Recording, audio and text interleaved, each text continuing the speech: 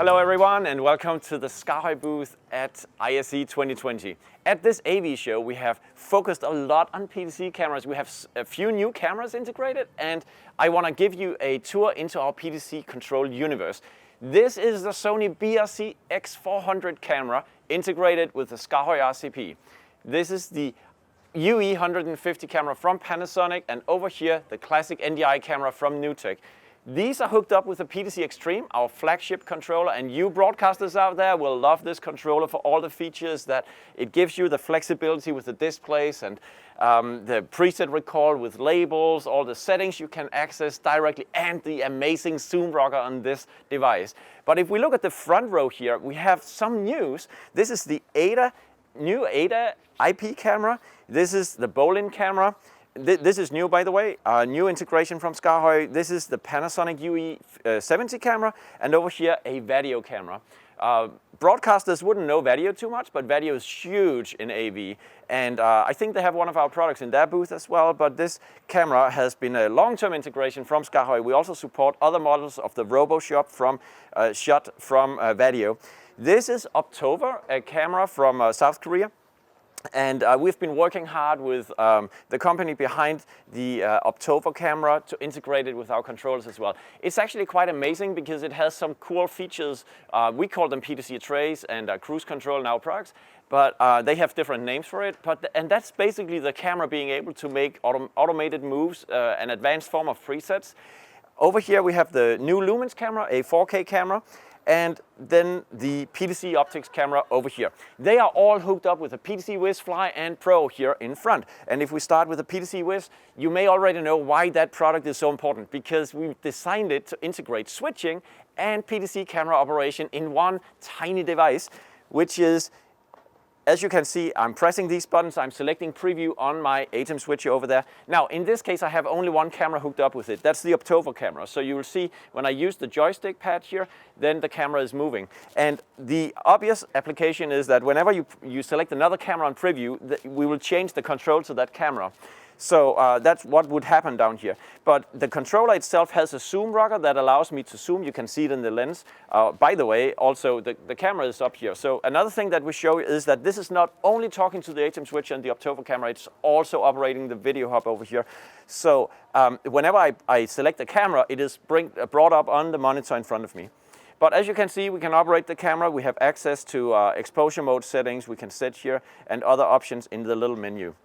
On the PTZ Fly, I have two cameras integrated. So the first one, when I press that button, I get access to the ADA camera. It comes up on the monitor here, and I can now operate the camera. So there you see the ADA camera, IP camera is operated from this one. Really nice, smooth moves and so on.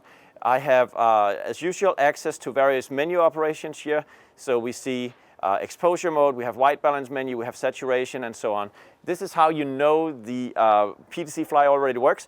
Switching to camera number 2, I bring up on the monitor, this is a feed over from my Roland video processor over here. So I have a 4-up view here. So let's see if I move. We have the video camera integrated here. So we bring that up on the screen. Again, notice how when I select the ADA camera, I bring up the ADA source. When I select the video camera, I bring up the 2x2 shot from my window processor. On the PTZ Pro, I have the same thing going. So whenever I select the camera, you see I'm also getting the camera up on the screen.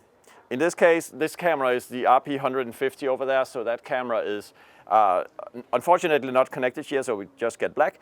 But otherwise, yes, we are integrated with the video hub. So in other words, I think it's actually 4 devices here. It is 4 different cameras, 3 different brands, and a video hub integrated in this one. Why is that important? Because if you look at these controllers, they still have only a single cable. There's no GPI connectors on the back side, which creates a mess of wires coming out of the device, hooked up to GPI boxes to make sure that your PTZ operator has the right source on the monitor in front of him. No. This is an Ethernet cable that allows us to communicate with multiple devices at the same time over a single cable powered over Ethernet in all our controllers.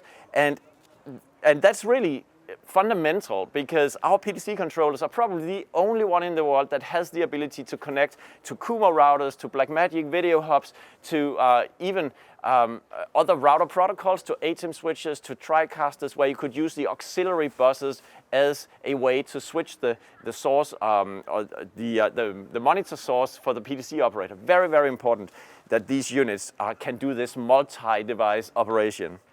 Okay, so if we look at these cameras, we have all the usual things like exposure mode we can set here. So again, notice our cameras, they know the iris ranges, the values for shutter speeds and so on, which is all the time we spend on doing these integrations to match up with the camera's native features, so you have a really native user experience with each of these cameras. White balance, color settings, image settings, and that goes across these models. Even though they have slightly different value ranges and features embedded, then no matter which camera you select, we can have a unique set of properties brought out on the top row. That was our setup for ISE2020. 2 new cameras integrated, a lot of different brands represented on all 4 of our main PTZ controllers, hooked up with a video hub as well to show you how powerful we integrate cameras and other devices from your AV infrastructures.